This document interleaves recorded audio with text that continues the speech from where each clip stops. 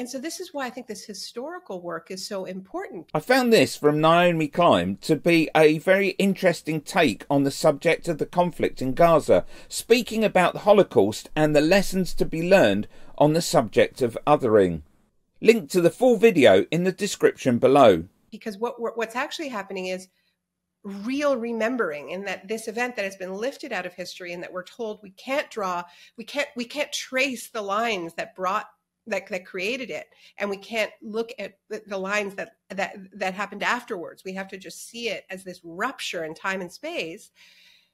We now have generations of young people who are, the Black Lives Matter generation, who are, the people who, led Rhodes Must Fall, who have done this sort of digging about the colonial histories of their own countries. And they are seeing the patterns, and their elders are freaking out because they actually have educated themselves. And, as you know, Giannis, you're a teacher. What do we want from students?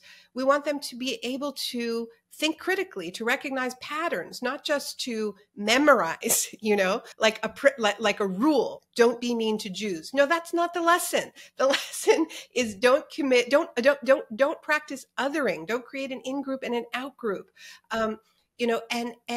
And all of these other principles. And this is why I always say Germany is a terrible student, because they learned a rule, but they didn't learn a principle. So now they're like, okay, well, the rule is stand with Israel, but we're going to transfer all of these similar sort of patterns of thought and project them onto Muslims and Palestinians and immigrants. And click here for a video about Lord Ashcroft hiding in a toilet to avoid questions on tax.